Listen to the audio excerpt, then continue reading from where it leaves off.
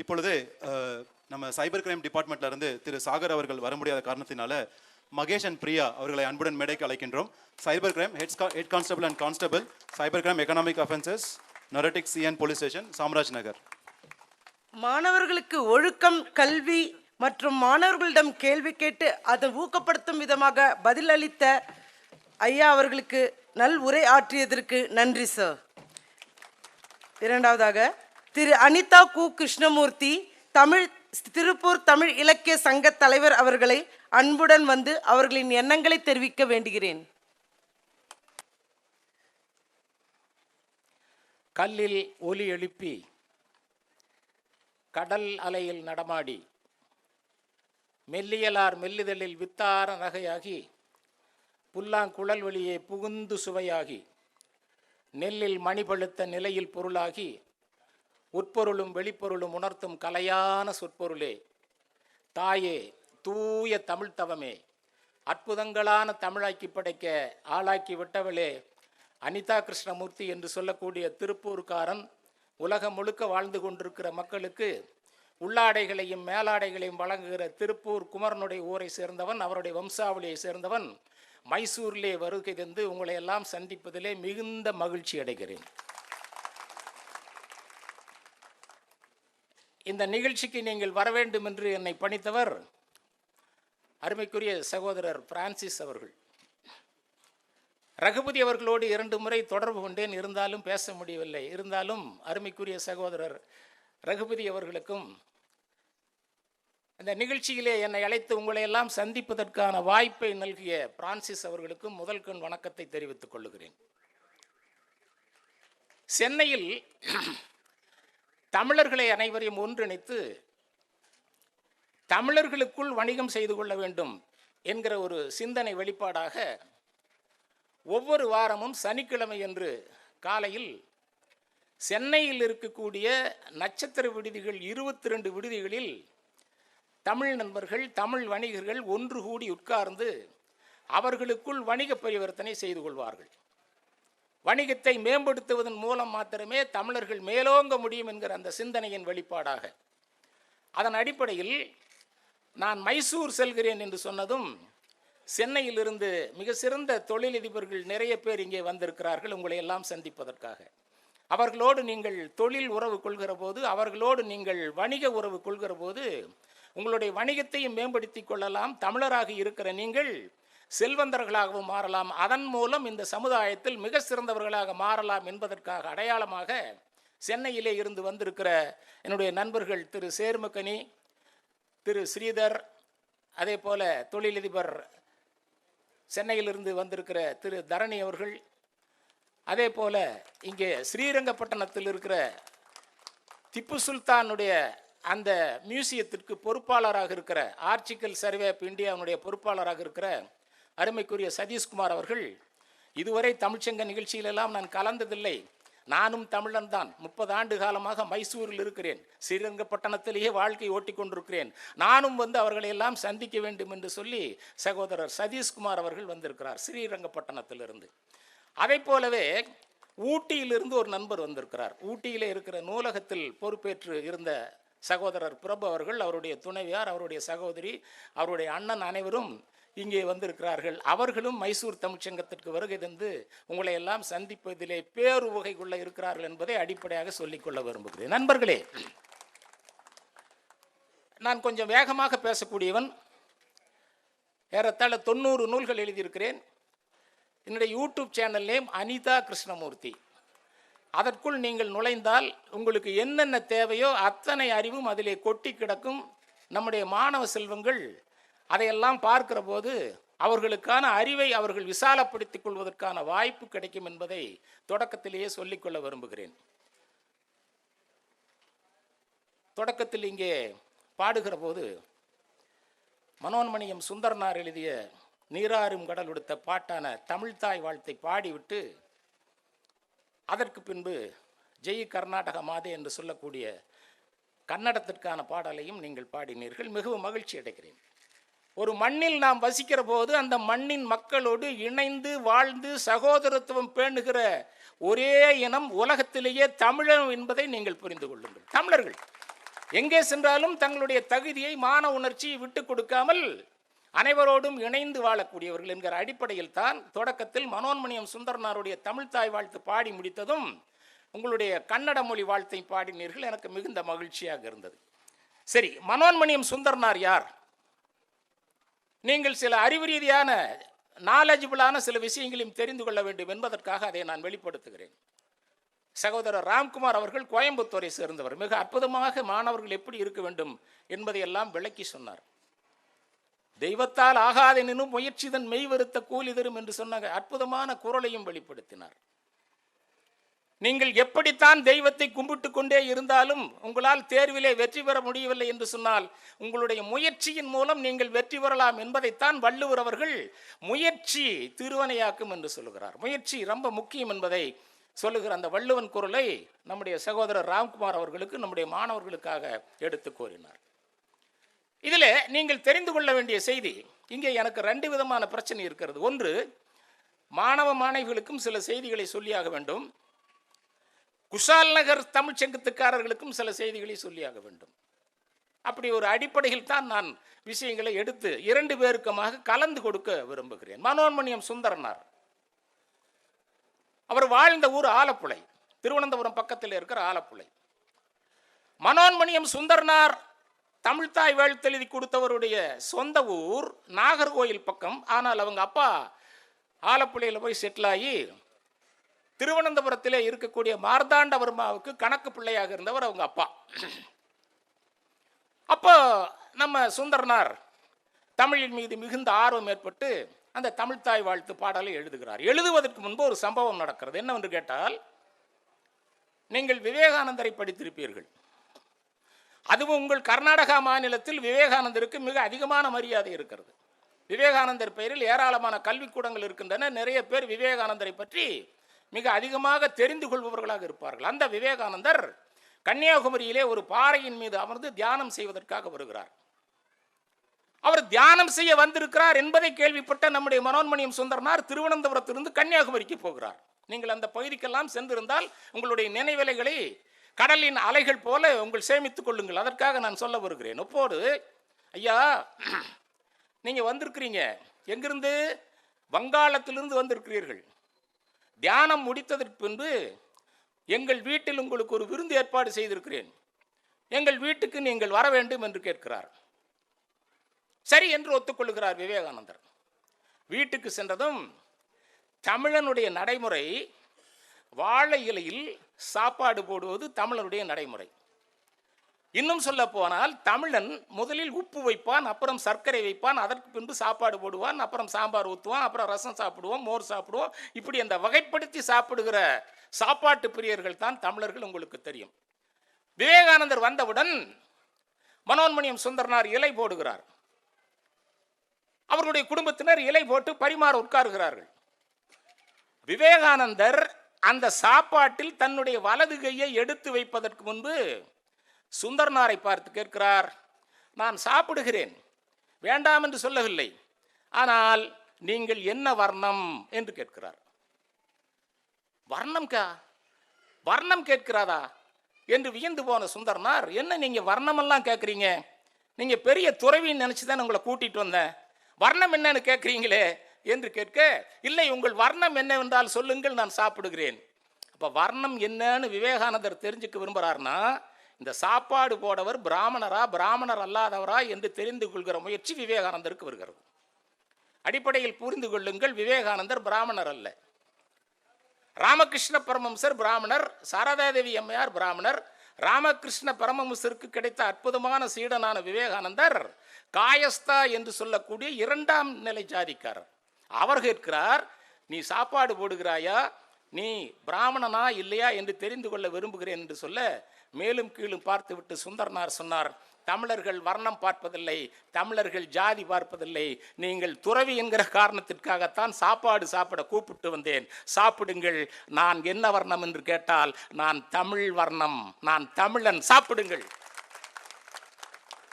என்று சொன்னதற்கு பின்புதான் விவேகானந்தர் மனோன்மணியம் சுந்தரனார் வீட்டிலே சாப்பாடு சாப்பிடுகிறார். அந்த சுந்தரனார் எழுதிய பாட்டு தான் நீராறுங்கடல் உடுத்த பாட்டு. அந்த பாட்டை 1971 தமிழ்நாட்டுடைய முதலமைச்சராக இருந்த கலைஞர் அதை தமிழ்த்தாய் வாழ்த்தாக மாற்றுகிற போது அவர் சொல்லுகிறார், இந்த பாட்டை சரியாக பாடுவதற்கு யார் என்று யோசித்ததற்கு பின்பு MS சுப்புலட்சுமி அழைத்து, கேள்விப்பட்டிருப்பீர்கள், MS சுப்புலட்சுமி மிக சிறந்த கர்நாடக இசை பாடகி. உங்கள் பெங்களூரில் எல்லாம் வந்து பாடியிருக்கிறார், மைசூரிலும் பாடியிருக்கிறார், மன்னர்கள் காலத்திலும் வந்து பாடியிருக்கிறார், பிரிட்டிஷ்காரன் காலத்தில் பாடியிருக்கிறார், அதற்கு பின்பு வந்து பாடியிருக்கிறார். MS சுப்புலட்சுமி அழைத்து இந்த பாட்டை நீங்கள் பாடுங்கள் என்று கேட்க, அப்போது அந்த அம்மா சொன்னாங்க, இல்லை, நான் மொழி வாழ்த்து பாடுவதில்லை, அப்பனை பாடிய வாயால் சுப்பனை பாடுவதில்லை, நான் இறைவனை மாத்திரமே பாடுவேன், தமிழை பற்றியும் மொழியை பற்றியும் பாட மாட்டேன் என்று MS சுப்புலட்சுமி தவிர்த்து விடுகிறார். தவிர்த்ததற்கு பின்பு கலைஞர் யோசிக்கிறார், இந்த பாடலை யாரை வைத்து பாட வைப்பது. அப்போதுதான் அவருடைய நினைவுக்கு வருகிறார் TM சௌந்தரராஜன். TM சௌந்தரராஜனுடைய பாடல்கள் எல்லாம் இங்கே இருக்கிற 50 வயதிற்கு மேற்பட்ட என்னுடைய தமிழ் சகோதரர்களும் தமிழ் சகோதரிகளும் கேட்டிருப்பீர்கள். TMS அவரை அழைக்கிறார், பாடுகிறேன், ஓகே. கூட துணைக்கு யாரை பாட வைப்பது? P. சுசீலா என்கிற பாடகி அழைக்கிறார், பாடுகிறேன், அவரும் வருகிறார். சரி, இந்த பாடலுக்கு யாரை வைத்து இசையமைப்பது? இசையமைப்பதற்கு MS விஸ்வநாதனை அழைக்கிறார் கலைஞர், அவரும் வருகிறார். இப்போது நன்றாக புரிந்து கொள்ளுங்கள், அடிப்படையில் ஒன்றை புரிந்து கொள்ளுங்கள். TM சௌந்தரராஜன் தமிழர் அல்ல. TM சௌந்தரராஜன் சௌராஷ்டிரா என்று சொல்லக்கூடிய குஜராத்தி சமுதாயத்தை சேர்ந்தவர். P. சுசீலா தமிழச்சி அல்ல, அவர் தெலுங்கு பிராமணர். MS விஸ்வநாதன் தமிழர் அல்ல, அவர் மலையாளி. ஆக ஒரு மலையாளியான MS விஸ்வநாதனை வைத்து இசையமைத்து TM சௌந்தரராஜன் என்று சொல்லக்கூடிய அந்த சௌராஷ்டிரா இனத்துக்காரரை பாட வைத்து, கூடவே சுசீலா என்கிற தெலுங்கு பிராமண பெண்ணை பாட வைத்து இசையமைத்து வெளியே வந்த பாடல் தான் நீராறும் கடல் உடுத்த. எனவே தமிழர்கள் எல்லா ஜாதிக்காரர்களையும், எல்லா மதத்துக்காரர்களையும், எல்லா இனத்துக்காரர்களையும் ஒன்று சேர்ப்பதிலே உறுதியானவர்கள் என்பதற்கான பாட்டு தான் நீராறும் கடல் உடுத்த பாட்டு. அந்த பாட்டை தானே நீங்கள் முதலில் பாடினீர்கள், 1971 வந்த பாட்டு. சரி, ஜெய் கர்நாடக மாதா பாட்டு எப்போது உங்களுக்கு கிடைக்கிறது? குவம்பு, கன்னடத்தினுடைய மிக சிறந்த கவிஞன், எழுத்தாளன் குவம்பு, படிச்சிருப்பீர்கள். மைசூர் பல்கலைக்கழகத்தினுடைய பெயரே குவம்பு யூனிவர்சிட்டி தான். மைசூரை ஆண்ட கடைசி மன்னனான சாம்ராஜ் உடையாருடைய ஆசிரியர் குவம்பு, பேராசிரியர். அந்த குவம்பு எழுதிய பாடல் 2004 வருடம்தான் கர்நாடகா மாநிலத்தில் மொழி வாழ்த்து பாடலாக வருகிறது. ஆனால் தமிழ் வாழ்த்து பாட்டு 1971 வருகிறது. இதன் அடிப்படையில் நாம் பார்க்கிற போது தமிழ் முன்னோடி, மூத்த மொழி என்று சொன்னாலும் கூட அதற்குள் நான் போக விரும்பாமல் குவம்போடு நான் நிற்கிறேன். இந்தியாவின் முதல் ஞானபீடம் பரிசு பெற்றவர் குவம்பு. சமீபத்தில் பக்கத்திலே ஹாசன் என்ற ஒரு ஊர் இருக்கிறது. அந்த ஹாசன் என்கிற ஊரை சேர்ந்த பானு முஸ்ரக் என்று சொல்லக்கூடிய ஒரு இஸ்லாம சகோதரி புக்கர் பரிசு வாங்கினார்கள். கன்னட எழுத்தாளர். ஹார்ட் லேம்ப் என்று சொல்லக்கூடிய ஒரு நாவல் எழுதி, இதய விளக்கு என்று தமிழில் பெயர், ஹார்ட் லேம்ப் என்று பெயர். ஹார்ட் லேம்ப் என்கிற பெயரில் கன்னடத்தில் ஒரு நூல் எழுதி, அந்த நூலை ஒரு பெண்மணி ஆங்கிலத்தில் மொழிபெயர்க்க, அந்த மொழிபெயர்க்கப்பட்ட நூலுக்கு புக்கர் பரிசு கிடைத்தது. புக்கர் பரிசு என்பது நோபல் பரிசுக்கு இணையானது. இந்தியாவில் புக்கர் பரிசு பெற்றவர்களிலே 2 பேர், ஒருவர் அருந்ததி ராய், 2வது பானு முஸ்ரக், ஹாசனை சேர்ந்தவர்.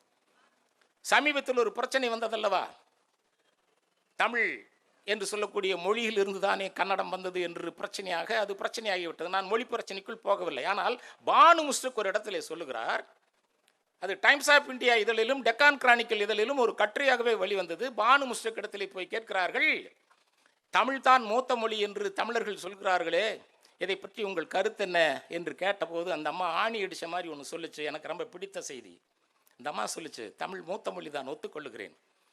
கன்னடம் அதற்கு பின்பு வந்த மொழிதான், ஒத்துக்கொள்கிறேன். ஆனால் ஒன்றை புரிந்து கொள்ளுங்கள், கன்னடத்தில் நாங்கள் 8 ஞானபீடம் பரிசு வாங்கியிருக்கிறோம். ஆனால் தமிழிலே வெறும் 2 பேர் தான் வாங்கியிருக்கிறார்கள். அதை ஒட்டி பார்க்கிற போது என்னுடைய மொழி பெரிது என்று நான் நினைக்கிறேன் என்று சொன்ன போது, மொழியின் மீது இருக்கிற இனமும் மொழியின் மீது இருக்கிற ஆர்வமும் கன்னட மக்களுக்கு நம்மை விட அதிகமாக இருக்கிறது என்பதை அடிப்படையில் புரிந்து கொள்ளுங்கள். அது தவறா? அது தவறல்ல. ஏனென்று கேட்டால், நாயன்மார்களிலே மிக முக்கியமான நாயன்மார்கள் 81 வயது வாழ்ந்த திருநாவுக்கரசர், 16 வயது மாத்திரமே வாழ்ந்த திருஞான சம்பந்தர், 2 பேரும் வட கர்நாடகத்திலே இருக்கிற கோகர்ணத்திற்கு வந்து அங்க இருக்கிற சிவனை பற்றி பாடல் பாடினார்கள். 7ஆம் நூற்றாண்டிலேயே தமிழன் இங்கே வந்து பாட்டு பாடி தமிழ் தான் உயர்ந்தது என்று எழுதி வைத்து போய்விட்டான். அது நான் சொல்லல. அப்ப தமிழ் இல்ல மைசூருக்கு என்ன சிறப்பு?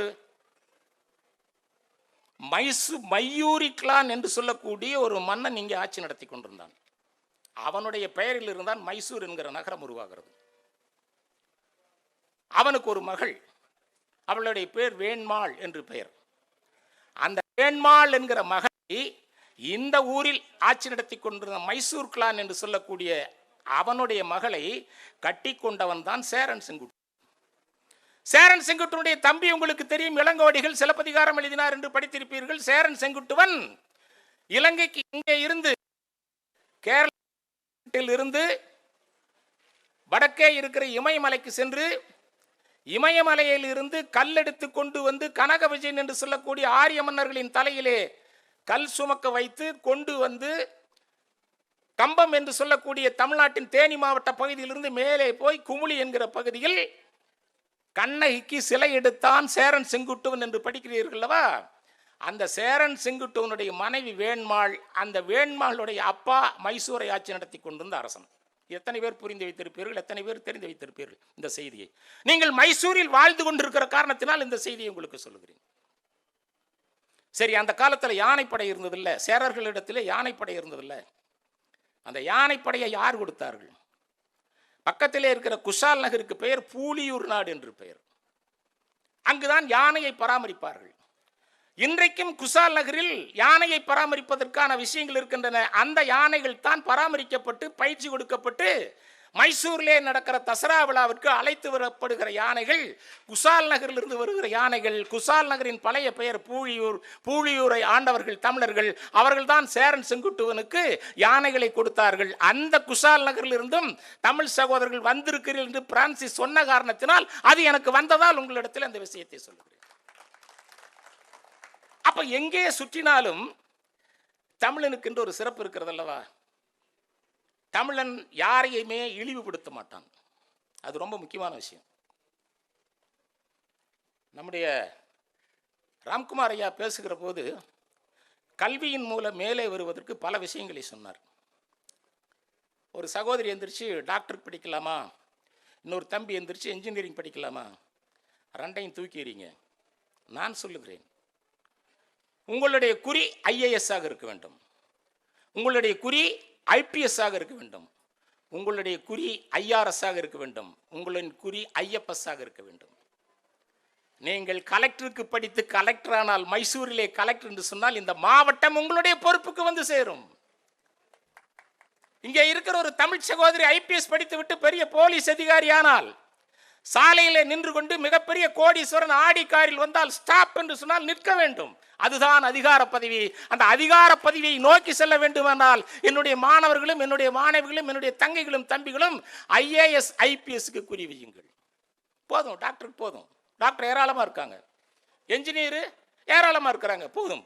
இவைகளை விடுத்துவிட்டு அடுத்த இடத்துக்கு நீங்கள் போகிற போதுதான் நீங்கள் யார் என்கிற ஆளுமை நமக்கு கிடைக்கும். ஆனால் இந்தியாவில் துரதிருஷ்டவசமாக தமிழ் IPS தமிழ் IAS மிகவும் குறைந்து கொண்டே வருகிறது. இவர்கள் எல்லாம் டாக்டருக்கு படிக்க வேண்டும், என்ஜினியரிங் படிக்க வேண்டும் என்று சொல்லுதான் நம்முடைய பெற்றோர்களும் அங்கே கொண்டு போய் தள்ளுகிறார்கள். அதிலிருந்து மாறுபடுங்கள். இங்கே வந்திருக்கிற தாய்மார்களுக்கு ஒரு விஷயத்தை சொல்வேன். நம்முடைய தமிழ்நாட்டில் பெண்கள் வயதுக்கு வந்து விட்டால் எந்த விசேஷத்திற்கும் அந்த பெண்களை அழைத்து கொண்டு செல்ல மாட்டார்கள். அது அடிப்படையில் தவறு. வயதுக்கு வந்த பெண்ணை நீங்கள் திருமண விழாக்களுக்கு போகிற போது, திருமண வரவேற்பு நிகழ்வுக்கு போகிற போது அழைத்து கொண்டு போங்கள். அழைத்து கொண்டு போகிற போது உங்கள் பெண்ணுக்கு ஒரு யோகம் வரும், யோசனை வரும். என்னவென்று கேட்டால், நன்மோடு படித்து கொண்டிருந்த பெண்மணிக்கு திருமணம். இங்கே மேடையிலே பெண்ணை அலங்காரம் செய்து உட்கார வைத்திருக்கிறார்கள். ஊருக்குள் இருக்கிற பெரியவர்கள் எல்லாம் அலங்காரம் செய்து முடித்து விட்டு வந்து உட்காரும் வரை காத்திருக்கிறார்கள். நானும் அப்பா அம்மா சொல்படி கல்யாணம் பண்ணி கொண்டால் நமக்கும் இது மாதிரி மரியாதை கிடைக்கும் என்கிற சிந்தனை உங்கள் பெண்ணுக்கு வந்து சேரும். அது எதுக்குங்க, வயசுக்கு வந்த பொண்ணுங்க, அதை வீட்டிலே விட்டுட்டு போயிடலாம் நினைக்காதீர்கள். உங்கள் மகனா யாராவது இறந்து போய் விட்டார்களா, அந்த இறப்புக்கு உங்கள் மகனை அழைத்து செல்லுங்கள். அப்போதுதான் உங்கள் மகனுக்கு வாழ்க்கையில் இன்பம் என்றால் என்ன, துக்கம் என்றால் என்ன என்று தெரியும். உங்கள் உறவினர்கள் யாராவது மருத்துவமனையில் படுத்திருக்கிறார்களா? நீங்கள் அவர்களை பார்க்க போகிறீர்களா? போகும்போது உங்கள் மகனையும் மகளையும் அழைத்து செல்லுங்கள். வாழ்க்கை என்றால் என்னவென்று அவர்களுக்கு கற்றுக் கொடுங்கள். அப்போதுதான் நீங்கள் யார் என்பதை அவர்களுக்கு தெரிய வரும். உங்கள் மகனும் மகளுமா தமிழ்நாட்டில் எந்த ஊரில் இருந்து இங்கே பிழைக்க வந்தீர்கள்? நீங்கள் கர்நாடகத்தில் பிழைக்க வந்தீர்கள் என்கிற வரியை நான் எப்போதுமே சொல்ல மாட்டேன். நீங்கள் ஒன்றும் பிழைக்க வந்தவர்கள் இல்லை. பிழைப்புக்கு தமிழ்நாட்டில் வழி இல்லையா? பிழைப்புக்கு தமிழ்நாட்டில் ஏராளமான வழி உண்டு. ஆனாலும் இங்கே வந்து உழைத்து உழைத்து இந்த மாநிலத்தை உயர்த்துவதற்காக வந்த இனம்தான் தமிழருடைய இனம் என்பதிலே நான் தெளிவாக இருக்கிறேன். அதை அப்படி புரிந்து கொள்ளுங்கள். எங்கேயோ போனோம் சார், பிழைக்க வந்தேன் சார். சகோதரர் பிரான்சிஸ் அவர்கள் 35 வருடமாகிறது இந்த ஊருக்கு வந்து. இப்படி ஒரு அற்புதமான கூட்டத்தை கூட்டியிருக்கிறார் என்று சொன்னால் அவருக்கான தமிழ் ஞானமும் தமிழ் அறிவும் தமிழர்கள் எல்லாம் ஒன்றுபட வேண்டும் என்றும் சகோதரர்களான கன்னட மக்களும் நம்மோடு இணைய வேண்டும் என்று அவர் நினைக்கிறார் அல்லவா? அதுதான் தமிழனுடைய இன உணர்ச்சி, மொழி உணர்ச்சி. அதை அடிப்படையில் புரிந்து கொள்ளுங்கள். இந்த நகரத்தை மிக சிறப்பாக வழிநடத்தி சென்றவர்கள் 2 பேர். ஒருவர் பெயர் அருணாச்சல முதலியார், அவர் இங்கே திவானாக இருந்தார். இன்னொருவர் பெயர் ராமசாமி முதலியார். இந்த கர்நாடகத்திலே உடையார் மன்னர்களில் 25வது வந்த மன்னருக்கு கீழ் 24வது திவானாக இருந்தவர் நம்முடைய ராமசாமி முதலியார் என்று சொல்லக்கூடிய ஆற்காடு ராமசாமியில் இருந்த மைசூர் நகரத்தை உயர்த்துவதிலே முன் நின்றவர். மிக சிறந்த விஞ்ஞானி, இரட்டை விஞ்ஞானி. அவருடைய தம்பி லட்சுமணசாமி முதலியார் மிக சிறந்த விஞ்ஞானி. அவர்தான், அந்த லட்சுமணசாமி முதலியார் தான் கைனகாலஜி என்று சொல்லக்கூடிய பெண்களுக்கு பிரசவ நேரத்தில் வருகிற வலியை போக்குவதற்கான மருத்துவத்தை கண்டுபிடித்து உலகளவுக்கு கொண்டு போய் சேர்ந்தவர் லட்சுமணசாமி முதலியார். லட்சுமணசாமி முதலியார் யாருக்கு பிரசவம் பார்த்தார்? 2ஆம் எலிசபெத் மகாராணிக்கு. 2ஆம் எலிசபெத் மகாராணிக்கு குழந்தை பிறந்த பிறகு அவர் முதலில் வந்தது மைசூருக்கு.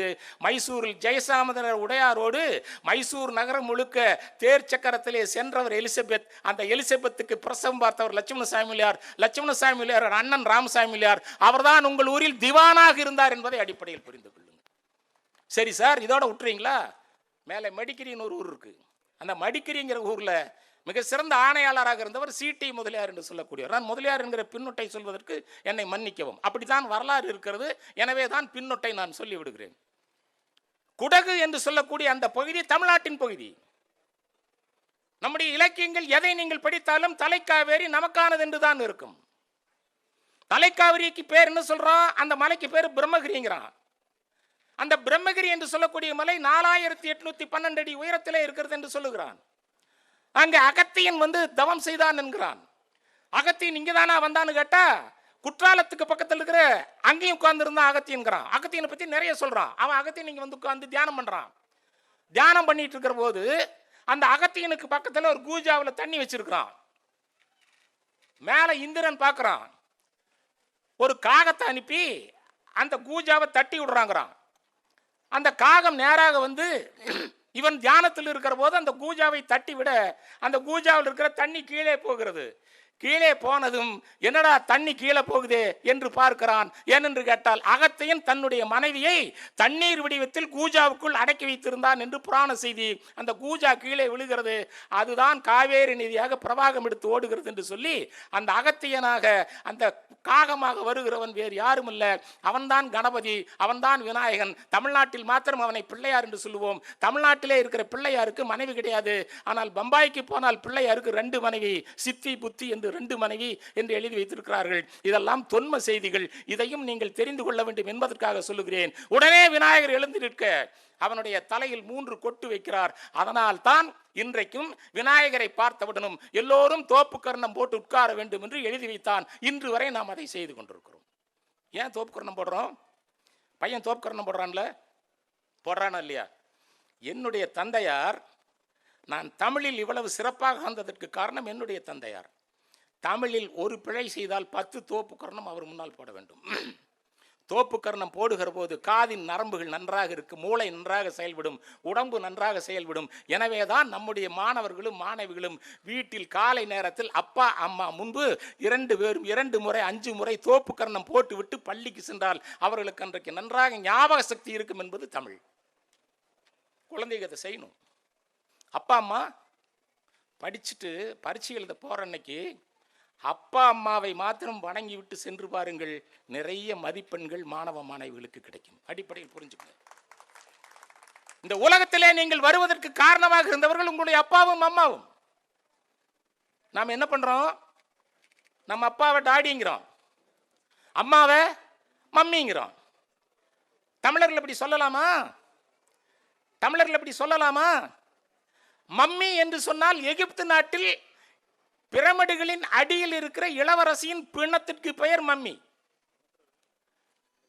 டாடி என்கிற சொல்ல கொஞ்சம் ஸ்லாங் மாத்தி சொன்னா தென்னை மரத்திலிருந்து இறக்குமதி செய்யப்பட்ட அருமையான கல்லுக்கு பெயர் டாடி. அப்ப நம்முடைய அப்பாவை தமிழ் குழந்தைகளாக நாம் கல்லே என்று கூப்பிடுகிறோம், அம்மாவை பிணமே என்று கூப்பிடுகிறோம். அம்மா காலையில் எந்திரிச்சு நல்லா குளிச்சு முடிச்சு நல்லா பூவெல்லாம் வச்சு பொட்டெல்லாம் வச்சு சந்தனமெல்லாம் வச்சு சாமுண்டீஸ்வரி கோயிலில் போய் சாமி கும்பிட்டு வெளியில் வரும்போது நம்ம குழந்தை எல்கேஜி படிக்கிற குழந்தை, யூகேஜி படிக்கிற குழந்தை, ஃபர்ஸ்ட் ஸ்டாண்டர்ட் படிக்கிற குழந்தை மம்மி என்று சொல்லும், பிணவே என்று சொல்லும்.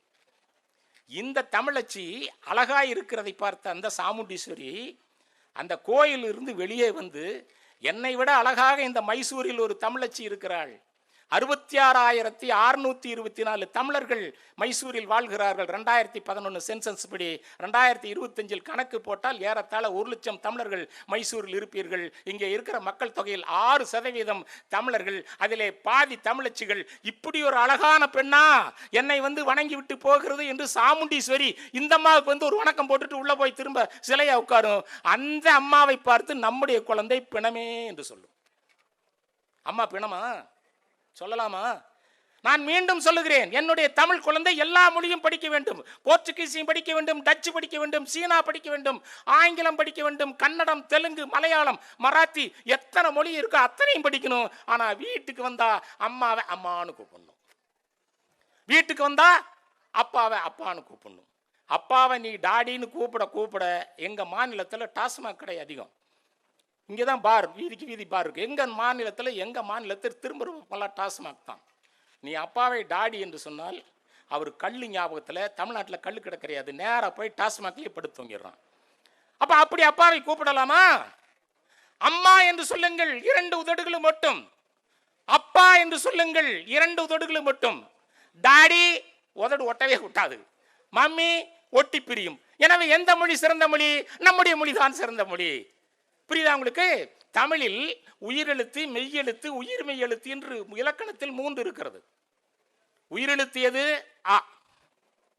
மெய்யெழுத்து, மெய்யெழுத்து என்று சொன்னால் எழுத்தின் மீது புள்ளி வைப்பது மெய்யெழுத்து. இம், மா உயிர்மெய் எழுத்து. ஆக உயிரெழுத்து, மெய்யெழுத்து, உயிர்மெய் எழுத்து 3ம் சேர்ந்த இலக்கணம் தான் நம்முடைய அம்மாவுக்கு நாம் வைத்திருக்கிறோம். அம்மா என்பது உயிரெழுத்து, மெய்யெழுத்து, உயிர்மெய் எழுத்து. அதே போல் அப்பா என்பதும் உயிரெழுத்து, மெய்யெழுத்து, உயிர்மெய் எழுத்து. இப்படி ஒரு இலக்கண ரீதியாக நம்முடைய அம்மாவுக்கும் அப்பாவுக்கும் தமிழ் பெயர் வைத்திருக்கிற போது நீங்கள் ஏனப்பா டாடி மம்மி என்று சொல்கிறீர்கள்? இந்த எழுத்தாளை நின்று கேட்கிறேன் மைசூர் தமிழ் சங்கத்திலிருந்து, அப்பா அம்மா சொல்வீர்களா? நாளையிலிருந்து என்னுடைய தங்கைகளை கேட்கிறேன், தம்பிகளை கேட்கிறேன். கூப்பிடுவேன் என்று சொல்லுபவர்கள் கைதட்டுங்கள். நான் 1 நிமிடம் ஓய்வு எடுத்துக் கொள்கிறேன். செய்யணுமா வேண்டாமா? செய்யணும்ல. சரி, பெங்களூருக்குள்ளார போய் பாருங்க. பெங்களூருக்குள்ளார பேசுகிற மொழி 3. கன்னடத்தில் ஞானபீடம் பரிசு வாங்கிய யுவர் அனந்தமூர்த்தி தன்னுடைய நூலிலே சொல்லுகிறார், நான் ஏறத்தாழ 60% கன்னட இலக்கியங்களை படித்தவன், அதற்காக சொல்லுகிறேன். அவர் சொல்லுகிறார் மொழி 3, அதை 3ஆக பிரிக்கிறார் யுவர் அனந்தமூர்த்தி. அதை நீங்களும் தெரிந்து கொள்ள வேண்டும் என்பதற்காக சொல்லுகிறார். மொழி எங்கே வருகிறது என்று சொன்னால் மனே மாது, பீதி மாது, அட்டக மாது 3ஆ பிரிக்கிறார். மனே மாது வீட்டுக்குள்ளார பேசிக்கிற மொழி. ஆமா, மாது மாதே, மனே மாதே, ஓகே, கொஞ்சம் ஸ்லாங் தப்பா இருந்துன்னா மன்னிச்சுக்குங்க. வெளியில் வந்தால் பேசுகிறது ஒரு மொழி, பீதி மாதே. அட்டகமாதே உயர்ந்த இடத்திலே போய் பேசுகிறாக 3 மொழிகளை பெங்களூர்காரன் பேசுகிறான். எனக்கு தெரிந்த எழுத்தாளர்கள் சில பேர் வீட்டிலே மராத்தி பேசுகிறார்கள், தமிழ் பேசுகிறார்கள், வீதிக்கு வந்தால் கன்னடம் பேசுகிறார்கள், மற்றவர்களை பார்க்கிற போது வேறு மொழிகள் பேசுகிறார்கள். இப்படித்தான் மொழி இருக்கிறது என்று அவர் சொல்லுகிறார். சரி, மனை என்பது தமிழ் சொல்லா இல்லையா? மங்களம் என்ப மனைமாட்சி வள்ளுவர் சொல்லுகிறார்களவா? மனை தமிழ். ஆக மனை என்கிற தமிழை நாம் கன்னடத்திற்கு கடன் கொடுத்தோம், அவர்கள் மனை என்று சொல்லிவிட்டார்கள். வீடு என்பது தமிழா இல்லையா? வீடு தமிழ் தானே. வீடு என்கிற அந்த சொல்லை மலையாளத்திற்கு கடன் கொடுத்தோம், அவர்கள் வீடு என்று சொல்லிக் கொண்டார்கள். இல்லம் தமிழ்தான். இல்லத்திற்கான அரசி மனைவி, இல்லத்தரசி. இல்லத்திற்கான அரசன், இல்லத்தரசன் கணவன். ஆக இல் என்பது தெலுங்கில் இருக்கிறது, அவன் வீட்டை இல்லம் என்கிறான். ஆக தெலுங்குக்கும் நாம் நம்முடைய மொழியை கடன் கொடுத்தோம். ஆக தென்னகத்திலே இருக்கிற அனைத்து மொழிகளுக்கும் நம்முடைய மொழிகளை கடன் கொடுத்தோம். அதை அவர்கள் பயன்படுத்தி கொண்டிருக்கிறார்கள். அதுதான் மனை என்று கன்னடம், அதுதான் வீடு என்று மலையாளம், அதுதான் இல்லம் என்று சொல்லக்கூடிய தெலுங்கு. இப்போது நம்முடைய மொழி மோசமா? தமிழர்கள் மோசமானவர்களா? அப்படியெல்லாம் இல்லை என்பதற்கான அடிப்படையை புரிந்து கொள்ள வேண்டும் என்பதற்காகத்தான் இந்த மைசூரில் மகிஷாசுரன் என்று சொல்லக்கூடிய அரசனை, அந்த அசுரனை வென்றெடுத்த காரணத்தினால் சாமுண்டீஸ்வரி இந்த ஊரை வென்றெடுத்தால். இதுக்கு பெயர் மகிஷாசுர ஊர் என்று இருந்தது. அதற்கு பின்பு மைசூர் ஆகிவிட்டது என்று ஒரு புராண வரலாறு. ஆனால் நான் படித்த வரலாறில் தமிழ் இலக்கியத்தில் என்ன சொல்கிறது என்று சொன்னால், மையூர் கிளான் என்று சொல்லக்கூடிய ஒரு மன்னன் ஆட்சி நடத்த பகுதி மைசூர். எனவே தமிழர்களுடைய பகுதி தான் மைசூர் என்று தமிழ் இலக்கியம் சொல்கிறது. அதைத்தான் நான் உங்களுக்கு சொல்லுகிறேன். அதற்காக யாரும் கோபித்துக் கொள்ளாதீர்கள். இப்போதெல்லாம் மாறி போய்விட்டது. மாறி போன பின்பு அதை நாம் ஏற்றுக்கொள்ள வேண்டியது நம்முடைய கடமை என்பதை நான் உங்களுக்கு சொல்ல வருகிறேன். சாம்ராஜ் உடையார் யார்? அதற்கு முன்பு சாம்ராஜ் உடையார் யார்? உடையார் வம்சம் 1300 தொடங்குகிறது. 1947 இந்தியா சுதந்திரம் வரும் வரை உடையார் மன்னர்களுடைய ஆட்சி தான் மைசூரிலே நடைபெறுகிறது. ஒரு கட்டத்தில் வாரிசு இல்லாமல் மைசூர்காரர்கள் திண்டாடுகிறார்கள். அப்போது ஹைதர் அலி இந்த பகுதியினுடைய ஆட்சியாளன். ஹைதர் அலி ஒரு யோசனை செய்கிறார். எந்தெந்த உடையார் மன்னர்களுடைய ராணிகளுக்கு குழந்தைகள் இருக்கிறதோ அத்தனை குழந்தைகளையும் அழைத்து வாருங்கள் என்கிறார். அத்தனை குழந்தைகளையும் அழைத்து வருகிறார்கள். அழைத்து வந்ததற்கு பின்பு ஒரு பெரிய ஹால், இது மாதிரி ஒரு பெரிய அரங்கு, அந்த அரங்கத்தின் முன்னால் எல்லா குழந்தைகளையும் உட்கார வைத்து அந்த அரங்கத்திற்குள் ஏராளமான விளையாட்டு பொம்மைகளை ஹைதர் அலி கொண்டு போய் போட்டுறான். விளையாட்டு பொம்மை, கிளுகிழுப்ப, சின்ன குதிரை, இந்த மாதிரி விளையாட்டு பொருள்கள் என்ன இருக்கோ அத்தனையும் போட்டுறான். எல்லா குழந்தைகளையும் உள்ள அனுப்புறான். எல்லா குழந்தைகளும் தவழ்ந்து போய் ஒவ்வொரு குழந்தையும் அதற்கு பிடித்தமான பொருளை எல்லாம் எடுக்கிறது. ஒரு குழந்தை கிளிகிழப்பு எடுத்துக்குது, இன்னொரு குழந்தை சின்ன மண் குதிரை எடுக்குது. இப்படி வரிசையா அங்கே என்னென்ன பொருள் இருக்கோ விளையாட்டு எல்லாத்தையும் எடுக்குது. ஆனால் ஒரு குழந்தை மாத்திரம் உள்ள தோடையதோடு தேடி அப்படி இப்படின்னு உள்ள போய் அங்கே இருக்கிற ஒரு ஈட்டி, அங்கே இருக்கிற ஒரு வில் ரெண்டையும் தூக்கி காட்டுது. அப்போ ஹைதர் அலி முடிவு பண்ணுறான், டே நீ தாண்டா ராஜா. அந்த ராஜா தான் சாம்ராஜுடையார். யார் கொடுக்குறா? ஹைதர் அலி. அப்போ அந்த குழந்தைக்கு சின்ன வயதிலிருந்தே போர்க்கருவிகளின் மீது ஆசை வருகிற காரணத்தினால் இவன் தான் சரியாக நம் மன்னனாக இருப்பான் என்று ஹைதர் முடிவெடுத்து முன்னால் இருக்கிற சாம்ராஜ் உடையாருக்கு பட்டம் கட்டி கொடுக்கிறான். அது குழந்தையாக இருந்து வளர்ந்து பெரியவனாகிறது. அதற்கு பின்புதான் உடையார் சாம்ராஜ்யத்தில் ஹைதருக்கும் திப்புவுக்கும் ஒரு பிரச்சனை ஏற்படுகிறது. யார் இந்த ஹைதர்? உங்க மொழிக்கு காரணமானவன் ஹைதர் தாங்க. கன்னட மொழி தமிழ்நாட்டில் மாத்திரமல்ல, இந்தியாவில் மாத்திரமல்ல, உலகம் முழுக்க பேசப்படுகிறது. அதில் கன்னட மொழி என்பது தாய்மொழி. அதை படிக்க வேண்டும் என்று காரணத்தை உருவாக்கி கொடுத்ததிலே முன் நின்றவன் ஹைதர். ஹைதர் தமிழ்நாடு முழுக்க வந்து போனவன், அது வேற விஷயம். சாவனூர்னு ஒரு ஊர் இருக்கு, கேள்விப்பட்டிருப்பீங்க. எங்க இருக்கு? ஹவேரி மாவட்டத்தில் சாவனூர். அந்த சாவனூரை சேர்ந்தவர் தான் கோஹாக் என்று சொல்லக்கூடியவர். அந்த கோஹாக் காலத்தில் கன்னட மொழிக்கு ஒரு பிரச்சனை ஏற்படுது. என்னன்னு கேட்டால், இங்கே குண்டுராவ் இந்த ஊரினுடைய முதல்வராக இருந்தார் கர்நாடகா மாநிலத்தில். இப்போ அவருடைய மகன் தினேஷ் குண்டுராவ் மருத்துவத்துறையில் மந்திரியாக இருக்கார். ஷிமோகா டிஸ்ட்ரிக்டில் 27 பேர் செத்து போயிட்டான். செத்த உடனே இவங்க ஒரு அறிக்கை கொடுக்குறாங்க, அவங்கெல்லாம் கொரோனா ஊசி போட்டு தான் செத்து போயிட்டான், மாரடைப்பு வருவதற்கு காரணமே அதான் காரணம்னு ஒரு அறிக்கை கொடுத்துட்டாங்க. 2 பேரும் சேர்ந்து, முதல்வரும் தினேஷ் குண்டுராவும். இந்த தினேஷ் குண்டுராவுடைய அப்ப குண்டுராவ் அவர் ஒரு சட்டம் கொண்டு வந்தார். கர்நாடகத்தில் இருக்கிற யாராக இருந்தாலும் முதல் மொழியாக சமஸ்கிருதம் படிக்க வேண்டும், 2வது மொழி ஆங்கிலம் அல்லது இந்தி, 3வது மொழியாகத்தான் கன்னடம் படிக்க வேண்டும் என்று ஒரு சட்டம் கொண்டு வந்தார். அந்த சட்டத்தை எதிர்த்து மிகப்பெரிய போராட்டம் கர்நாடகாவிலே நடந்தது. அந்த சட்டத்தை எதிர்த்து 7 பேர் சாவனூர் என்கிற பகுதியிலே துப்பாக்கி சூட்டில் இறந்து போனார்கள். இறந்து போனதற்கு பின்பு அங்கே இருக்கிற கோஹாக் என்பவர் தலைமையில் ஒரு கமிட்டியை போட்டார்கள்.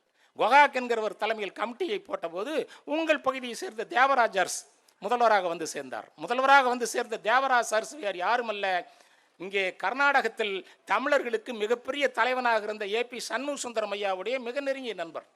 100 லாரி வச்சிருந்தார் பெங்களூர்ல ஏபி சண்முக சுந்தரம். அவருடைய நெருங்கிய நண்பர் தான் தேவராஜர்ஸ். அந்த ஏபி சண்முக சுந்தரம் ஐயா தான் வீரப்பனை ராஜ்குமார் கடத்தி கொண்டு போன போது ராஜ்குமாரை மீட்டெடுத்து கொண்டு வந்தவர் ஏபி சண்முக சுந்தரம் என்கிற தமிழன் என்பதை அடிப்படையில் புரிந்து கொள்ளுங்கள். பெங்களூர்ல வாழ்ந்தவர் அவர் தேவராஜர்ஸுடைய நண்பர். அப்ப தேவராஜர்ஸ் ஒரு வேலை செய்யறாரு, கன்னடத்தை 3வது மொழியாக அல்ல முதல் மொழியாகத்தான் படிக்க வேண்டும் என்று சட்டம் கொண்டு வருவேன் என்று சொல்லி கன்னடம் முதல் மொழி, அப்புறம் வேணா சமஸ்கிருதம் இந்தி எல்லாம் படிங்கடான்னு சட்டம் கொண்டு வந்தது யாருன்னு கேட்டா குண்டுராவ் அல்ல, தேவராஜர்ஸ். தேவராஜர்ஸுக்கு அந்த ஆலோசனையை கொடுத்தது யார் என்று கேட்டால் என் தமிழன் ஏபி சண்முக சுந்தரம். அதை கேட்டதுக்கு பின்புதான் தமிழ்நாட்டினுடைய மக்கள் யாராக இருந்தாலும் இங்கே கன்னடத்தை முதல் மொழியாக படியுங்கள் என்று அந்த மொழியை உருவாக்குவதற்கு காரணமாக இருந்த ஒரு சாவனூர். அந்த சாவனூர் வேறு யாருமல்ல, நம்முடைய ஹைதர் அலியுடைய சம்பந்தியோட ஊர் தான் சாவனூர். எங்க இருக்கு? ஹவேரி என்கிற மாவட்டத்தில் இருக்கக்கூடிய சாவனூர். அந்த ஊர்க்காரர் தான் அங்க இருக்கிற நவாப்புக்கு தான் ஹைதர் தன்னுடைய மகளை கல்யாணம் செய்து கொடுக்கிறார். இது ஏன் சொல்லுகிறேன் என்று சொன்னால், எல்லா மாநிலத்தில் இருப்பவர்களும் அவரவர்களுடைய மொழியை தான் படிக்க வேண்டும். அதிலே மாற்று கருத்தில்லை. காக்கைக்கும் தன் குஞ்சு பொன் குஞ்சு. கன்னட மொழி அப்படி வளமையான மொழி, மிக சிறந்த மொழி. அதிலே மாற்று கருத்துக்கு இடமே இல்லை. தமிழும் கன்னடமும் சகோதரர்களாக இருக்கட்டும். நீங்கள் சகோதரர்கள் தானே, நீங்கள் சகோதரர்கள் தானே. ஒரு தமிழனை பார்த்தவுடன் என்ன கேட்கிறா கன்னட நண்பர்கள், என்ன கேட்கறான்? திண்டி ஆயித்தா கேட்கறான்ல, டிஃபனை. காலையில லாட்ஜில் நான் தங்கி இருக்கிற லாட்ஜில் அந்த பையன் கேட்டான், நாஸ்தா ஆயித்தான்னு கேட்டான். நாஸ்தா, நாஸ்தானா காலையில டிஃபன். திண்டி ஆயித்தா, காப்பி ஆயித்தா, ஊட்ட ஆயித்தா கேட்குறாங்கல்ல. அப்போ அவர்கள் நம்ம சகோதரர்கள் தானே, அவர்களை அப்படித்தானே நான் ஏற்றுக்கொள்ள வேண்டும். இந்த 2 பேரும் புரிஞ்சுக்குவாங்கிறக்காக நான் சொல்கிறேன். எனவே அவர்கள் எல்லாம் நம்முடைய சகோதரர்கள் தான். அந்த சகோதரர்களை நாம் கையில் எடுக்க வேண்டும், அவர்களோடு இணைந்து வாழ வேண்டும். இந்த மண் அவர்களுக்கு மாத்திரமல்ல உங்களுக்கும் சொந்தம். இந்த மண்ணில் உழைத்து உழைத்து இந்த ஊரை உருவாக்குவதற்கான சிந்தனை உங்களுக்கும் இருக்கிறது என்பதை புரிந்து கொள்ள வேண்டும். நான் பிழைக்க வந்தவன் அல்ல என்கிற தாழ்வு மனப்பான்மை என்னுடைய தமிழ் சகோதரர்களுக்கு இருக்கக்கூடாது என்பதற்காக அதை சொல்கிறேன். பிழைக்க வந்தவர்கள் அல்ல. பிழைப்பதற்கு நம்ம ஊரில் வழி இல்லையா, தமிழ்நாட்டில் வழி இல்லையா? இப்போ தமிழ்நாட்டில் ஏராளமான ஒரு வந்துட்டான். ஏறத்தாழ ஒரு 20 லட்சம் வடநாட்டுக்காரன் இருக்கிறான். எங்கள் ஊர் திருப்பூர், காலையில் ரயில்வே ஸ்டேஷனில் இறங்கின உடனே சாரியாக இறங்கி வருவான் பையன். எல்லாம் தோளில் பை போட்டு வருவான். நீங்கள் பாடப்புத்தகங்களில் பார்த்தீங்கன்னா தாய் குரங்கு, தந்தை குரங்கு, குட்டி குரங்கு இப்படி படம் போட்டிருப்பான். நம்ம பாலார் தங்கவயிலிருந்து வந்திருக்கிற டீச்சர்களுக்கெல்லாம் அது தெரியும். வள்ளி டீச்சருக்கும் தெரியும், கூட இருக்கிற டீச்சருக்கும் சரி. அப்படி அப்பா குரங்கு முன்னால் போகும், பின்னால் அம்மா குரங்கு போகும், அதுக்கு பின்னால் 3 குட்டி குரங்கு போகும். இது தொடக்கம். ஆனால் ஆரம்பத்தில் பாருங்கள், கல்யாணம் ஆன உடனே பொண்ணு மாப்பிள்ளை 2 பேர் கையை பிடிச்சிட்டு போவாங்க. குழந்தை குட்டி வந்த உடனே புருஷன் முன்னால் போவான், பொண்டாட்டி பின்னால் போகும், குழந்தைகள்லாம் பின்னால் வரும். இது என்னன்னு கேட்டால் அந்த குரங்கனுடைய வம்சாவளி தான் நாமங்கிறதுக்கு அடையாளம். புரியுதுங்களா? அதை போல் அங்கிருந்து அப்படியே வருவான் எங்கள் ஊருக்கு, அப்படியே வரிசையாக நடப்பான். அங்கே ரயில்வே ஸ்டேஷனில் தரம் பிரிச்சிருவான், 2ஆக பிரிச்சிருவான். செவப்பாக இருக்கிறவங்களாம் அந்த பக்கம் நெல், கருப்பாக இருக்கிறவங்களாம் இந்த பக்கம் நெல். செவப்பாக இருக்கிறவனெல்லாம் ஜவுளி கிடைக்கும், செவப்பாக இருக்கிறவங்களாம் ஹோட்டல் கிடைக்கும் பிரிச்சிருவாங்க. கருப்பாக இருக்கிறவங்களாம் கல் தூக்கி மண்ணு தூக்கி அப்பார்ட்மெண்ட்டில் வேலை செய்கிறதுக்கு அனுப்பிடுவான். ஏறத்தாழ லட்சக்கணக்கான மக்கள் தமிழ்நாட்டில் இருக்கிறார்கள். தமிழ்நாட்டு பையன் சோம்பேறி ஆகிட்டே இருக்கிறான். இதுக்கெல்லாம் காரணம் என்னவென்று கேட்டால், தமிழரிடத்திலே சோம்பேறித்தனமும் தமிழன் வேலை செய்வதில்லை என்கிற காரணமும் வருகிறது. அதை மாற்றி அமைப்பதற்கு வர வேண்டும். மாற்றி அமைப்பதற்கு என்னை போன்றவர்கள் சொல்லுகிறோம். சிலர் திருந்துகிறார்கள், சிலர் திருந்துவதில்லை. அதற்கு நாம் என்ன செய்வது? யோசித்து பார்க்க வேண்டியிருக்கு. சரி, இங்க இருக்கிற மாணவர்களுக்கு படிக்கிறதுல சிரமம் இருக்கா? படிக்கிறது சிரமம்தான். படிக்கிறது சாதாரண விஷயம் இல்லை. நானும் படித்து வந்தேன் தான். இன்னும் சொல்ல போனால் நான் படித்தது கூடலூர்லேருந்து ஊட்டி போகிற வழியில் இருக்கிற ஒரு ஊரில், நடுவட்டம் என்று ஊர். எங்கள் பள்ளியில் நான் தான் தலைமை ஆசிரியருக்கு இணையான மாணவர் தலைவன் நான் தான். இலக்கிய மன்ற தலைவர் நான் தான். ஆனால் பாட்டு போட்டியில் மாத்திரம் எப்பவுமே தோற்றுருவேன். பாட்டு போட்டியில் என்னை ஜெயிக்கிறவ ஒரு கன்னட பையன். நான் படிக்கிற பள்ளிக்கூடத்தில் கன்னட செக்ஷன் இருந்தது. ஒரு முறை பாட்டு போட்டி வச்சாங்க. பாட்டு போட்டி வச்ச உடனே அந்த கன்னட பையன் பாட்டு பாடுனா, நல்லா நினைவு இருக்கு. கங்கே நின் மேலே கொஞ்சம் நங்கம்மன சாய்த்தே கண் தும்ப நினகே தும்பாய்த்தேனா. ஃபர்ஸ்ட் ப்ரைஸ் அவனுக்கு. நான் என்ன பாட்டு பாடினேன்? 4 பேருக்கு நன்றி, அந்த 4 பேருக்கு நன்றி, தாய் இல்லாத அனாதைக்கெல்லாம் தோள் கொடுத்து தூக்கி செல்லும் 4 பேருக்கு நன்றி. படா உனக்கு 4வது பரிசுட்டான். அப்பவே நான் நினைச்சேன், கன்னட மொழி ஆர்வத்தின் காரணமாக அவன் பாடுகிற பாட்டு சுவையாக இருந்த காரணத்தினால் அவனுக்கு முதல் பரிசை கொடுத்து விட்டார்கள். பல காலம் அதற்காக வருந்தினேன். பிற்காலத்தில் தான் நினைத்தேன், கன்னட இலக்கியங்கள் எல்லாம் படிக்கிற போது அதற்கெல்லாம் நாம் வருந்த வேண்டியதில்லை என்கிற அந்த சிந்தனை அதற்கு பின்புதான் வந்தது. அதனால் தான் சொல்கிறேன், படிப்பது ரொம்பவும் சிரமம், படிப்பது ரொம்பவும் சிரமம். நீங்கள் அப்துல் கலாமை பற்றி நீங்கள் தெரிந்து கொள்ள வேண்டும் என்று சொன்னால், அவர் மாத்திரம் ஒரு இயக்கத்தை தொடங்கி இருந்தால் இந்தியாவில் இருக்கக்கூடிய இளைஞர் பட்டாளம் முழுக்க அவர் பின்னால் போயிருக்கும், நாடு வேறு மாதிரி ஆயிருக்கும். ஆனால் அவர் பாவம் 80-85 வயசுக்கு பின்னால் தான் அவர் காலமானார். 3 முறை அப்துல் கலாமோடு டெல்லியிலே அவரோடு நிறைவாக உரையாடி இருக்கிறேன். அவர் படிக்கிற போது ரொம்ப கஷ்டம், ரொம்ப ரொம்ப கஷ்டம். ஒரு நாள் நைட்டு அவங்க அப்பா அவங்க அம்மா எல்லாம் இருக்கிற போது அப்பாவுக்கு காய்ந்த ரொட்டியும் அப்துல் கலாம்ங்கிற பையனுக்கு நல்ல ரொட்டியும் கொடுக்குறாங்க. உடனே, ஏப்பா எனக்கு நல்ல ரொட்டி அம்மா கொடுத்தது, உங்களுக்கு காஞ்சி போன ரொட்டியை கொடுத்துருக்குது, ஏன் காஞ்சி போன ரொட்டியை கொடுக்குறீன்னு கேட்டபோது அம்மா சொல்லிச்சு, அப்பாவுக்கு எப்பவும் காஞ்சி போன ரொட்டி தான்ப்பா பிடிக்கும், அவங்க வீட்டில் வேறு இல்லை, அவ்வளோதான் முடிஞ்சுது அப்படின்னு சொல்ல. அப்படியாப்பா அப்படின்னு கேட்டு பேசாம விட்டுறான் பையன். அதற்கு பின்புதான் பையனுக்கு தெரிகிறது, நான் நன்றாக சாப்பிட்டு நன்றாக படிக்க வேண்டும் என்பதற்காக என்னுடைய தாய் எனக்கு நல்ல ரொட்டியையும், என்னுடைய அப்பா ஆபுதீன், ஜெயிலு ஆபுதீன் அப்பா பேர், அவருக்கு காஞ்ச ரொட்டி அம்மா கொடுத்துருக்குதுன்னு ஃபயர் ஆஃப் பிங்க் புஸ்தகத்தில் நம்முடைய அப்துல் கலாம் பின்னால் எழுதுறார். அந்த அப்துல் கலாம் படிக்கிற போது எப்படி கஷ்டப்பட்டார்னா, வீட்டில் வறுமை. நீங்கள் ராமேஸ்வரம் மண்டபம் பக்கம் போயிருந்தீங்கன்னா, மண்டபத்திலிருந்து ரயில் அப்படியே ராமேஸ்வரத்துக்கு போகும். ராமேஸ்வரத்துக்கு அடுத்த ஊர் தான் தனுஷ்கோடி. 1964 புயல் அழிஞ்சு போன ஊர், அதுதான் ஊர், ஐயாவோட ஊர். அப்படியே போகிற போது கடைசி பெட்டியிலிருந்து பேப்பர் கட்டுகளை எடுத்து வெளியில் வீசிகிட்டே இருப்பாங்க. இந்த இளைஞனாக இருந்த அப்துல் கலாம் ஓடி போய் அந்த பேப்பர் கட்டுகளை எல்லாம் பிடித்து தன்னுடைய சைக்கிளில் வச்சு கட்டிட்டு ராமநாதபுரம், ராமேஸ்வரம், மண்டபம் பகுதிகளில் வீடு வீடாக கொண்டு போய் பேப்பர் விநியோகம் பண்ணுவார். ஒரு நாளைக்கு சம்பளம் 1 ரூபா, 30 நாளைக்கு 30 ரூபா. அதை வைத்து தான் படித்து இந்தியாவின் ஜனாதிபதி என்கிற அந்தஸ்துக்கு வந்து சேர்ந்தார் அப்துல் கலாம். அப்துல் கலாம் ஜனாதிபதியான அன்று இந்தியாவில் இருந்து வெளிவருகிற Times of India, Hindu and Indian Express பத்திரிகையில் முதல் செய்தியாக முதல் பக்கத்தில் இப்படி போட்டார்கள், எங்களுடைய பேப்பர்களை எல்லாம் வீதி வீதியாக கொண்டு விநியோகித்த சிறுவன் இன்றைக்கு நாட்டின் உயர்ந்த பதவியான ஜனாதிபதி அந்தஸ்துக்கு வந்திருக்கிறான் என்று போட்டன. இப்போ படிக்கிறது சிரமமா?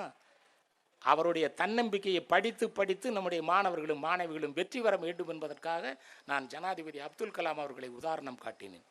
அவர் இன்னொரு உதாரணம் சொல்றார் ஃபயர் ஆஃப் பிங்க் புத்தகத்தில். ஏவுகணை என்கிற கான்செப்ட் எங்கிருந்து வந்தது? ஏவுகணை என்கிற கான்செப்ட் ஸ்ரீரங்கப்பட்டணத்திலிருந்து வந்தது என்று சொல்கிறார். யாருடைய காலத்தில்? திப்பு சுல்தான் காலத்தில். திப்பு சுல்தானுக்கு நண்பராக இருந்தவர் யார்? கோயம்புத்தூர் பகுதியில், ஈரோட்டு பகுதியில் மிகச்சிறந்த மன்னனாக இருந்த தீரன் சின்னமலை திப்பு சுல்தானுடைய நண்பன். 1000 பேரை கூட்டிக் கொண்டு வருகிறார். கொங்கு நாட்டிலிருந்து வீரர்களை கூட்டிக் கொண்டு 4வது மைசூர் போருக்கு வருகிறார். இவர்களுக்குத்தான் ஏவுகணை என்கிற சிந்தனை தெரிந்திருக்கிறது.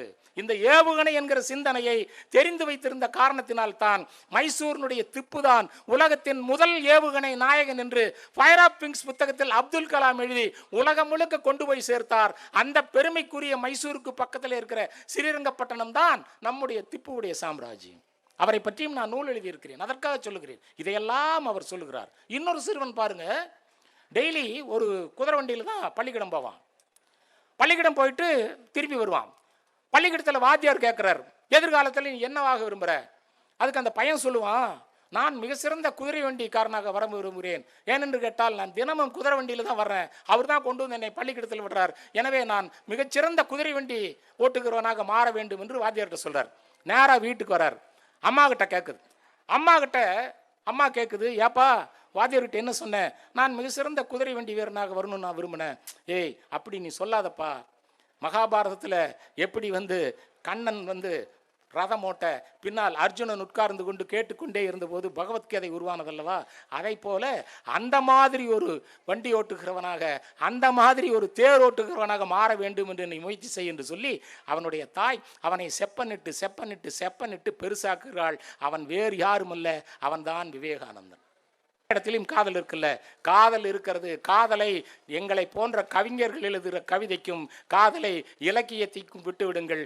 கல்யாணத்தை உங்கள் அப்பா அம்மாவிடத்திலே விட்டு விடுங்கள். அப்போதுதான் நீங்கள் உலகத்தில் மிக சிறந்த தம்பதிகளாக வாழ முடியும் என்பதை புரிந்து கொள்ளுங்கள். எனவேதான் இப்படி இந்த சுற்றாடலில் இப்படி நான் முடித்துக் கொடுக்கிறேன். நான் முதலிலேயே சொன்ன மாதிரி மைசூர் என்பது மிக அருமையான ஊர். இந்த ஊரில் மிக சிறந்த இயற்கை வளங்கள் இருக்கின்றன.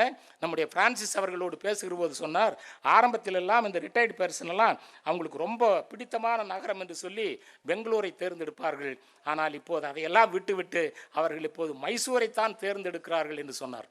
மைசூரில் வாழ்வதற்கு எனக்கும் இஷ்டம்தான். எனக்கு முடியலையே, எங்கள் ஊர் திருப்பூரில் தான் மைசூர் வர வேண்டியிருக்கு. எனவே மைசூரில் வாழ்கிற நீங்கள் இங்கே இருக்கிற இந்த இயற்கை வளங்களோடு சேர்ந்து இந்த இயற்கை வளங்களை முழுக்க முழுக்க உங்களுடைய விஷயத்திற்குள் கொண்டு போய் சேர்த்துங்கள். முடிந்தவரை நம்முடைய தமிழ் குழந்தைகளுக்கு தமிழ் இலக்கியத்தை சொல்லிக் கொடுங்கள். தமிழ் இலக்கியத்தை நீங்கள் சொல்லிக் கொடுக்கிற போதுதான் குழந்தைக்கு என்னவென்று உங்களுக்கு தெரியும். இதில் பாருங்க, பக்கத்தில் கண்ணம்பாடி டேம்னு ஒன்று இருக்குது. அது கிருஷ்ணராஜ சாகர் டேம் என்று சொல்வார்கள். அது ஒரு 10-18 வருஷம் குடிச்சு அந்த டேமை கட்டி கொடுத்தார்.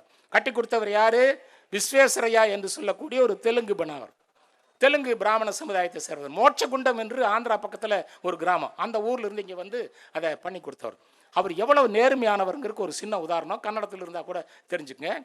அவர் இரவு நேரத்தில் மெழுகுவர்த்தி வச்சுட்டு எழுதிட்டு இருப்பார். ஒரு நாள் ஒரு ஆள் அவரை பார்க்க போறாரு. போன உடனே அந்த எரிஞ்சிட்டு இருக்கிற மெழுகுவர்த்தியை அணைச்சிட்டு இன்னொரு மெழுகுவர்த்தி எடுத்து இதை பற்ற வைக்கிறாரு.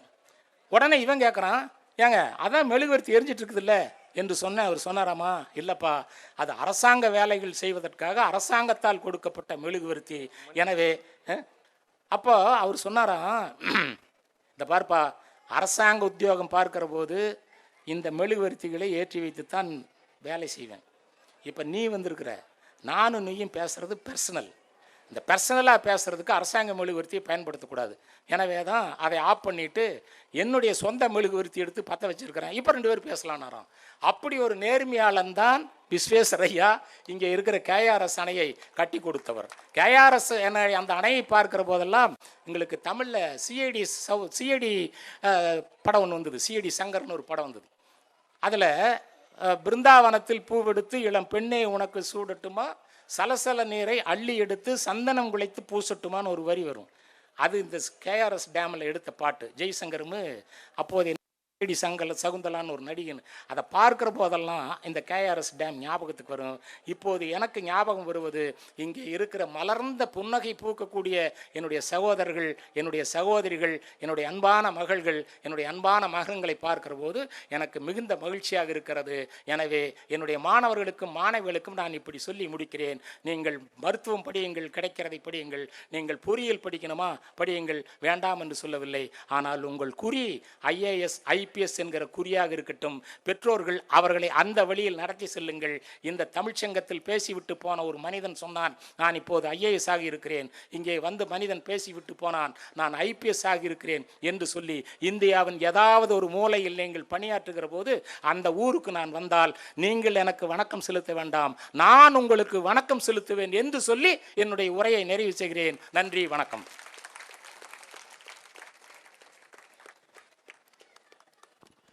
நன்றி ஐயா.